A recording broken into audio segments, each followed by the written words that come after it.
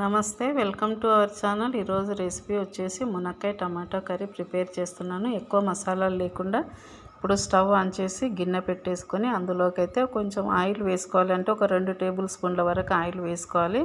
ఒక 4 టమాటాలు, 2 మునక్కాయలు తీసుకున్నాను. అందులోకి కొద్దిగా జీలకర్ర ఆవాలు, ఒక చిటికెడు మెంతులు కూడా వేసుకోవాలి. చిటపటలాడిన తర్వాత కట్ చేసి పెట్టుకున్న ఉల్లిపాయ ముక్కలు వేసుకొని అందులో 1/2 టీ స్పూన్ వరకు పసుపు, అలాగే 1/2 టీ స్పూన్ వరకు అల్లం వెల్లుల్లి పేస్ట్ వేసుకొని బాగా కలుపుకోవాలి.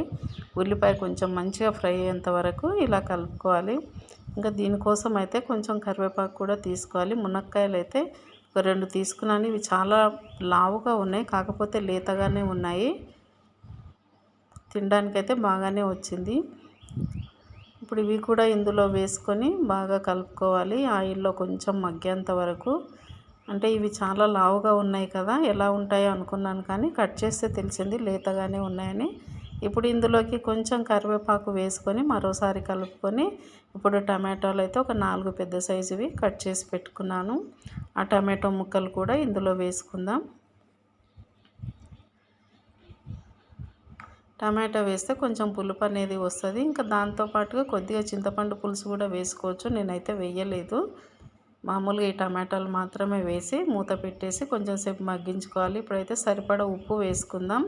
1 టీ స్పూన్ కన్నా తక్కువ, 3/4 టీ స్పూన్ వరకు ఉప్పు, అలాగే 1 టేబుల్ స్పూన్ వరకు కారం వేసుకుందాం. వేసిన తర్వాత ఇందులోకి జీలకర్ర పొడి, ధనియా పౌడర్ 2 కలిసి 1 టేబుల్ స్పూన్ వరకు వేసుకుందాం.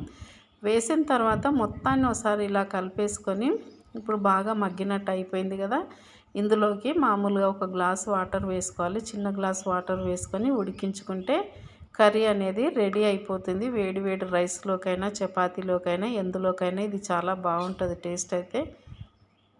ఇంకంతే, ఒక 5-6 నిమిషాలు ఉడికితే కర్రీ అనేది రెడీ అయిపోతుంది. చూసారు కదా, నచ్చితే ఒక లైక్ ఇవ్వండి, షేర్ చేయండి, సబ్స్క్రైబ్ చేసుకోండి. ఈ కర్రీ మాత్రం పుల్ల పుల్లగా, కారకారంగా చాలా బాగుంటుంది తినడానికి. Thank you.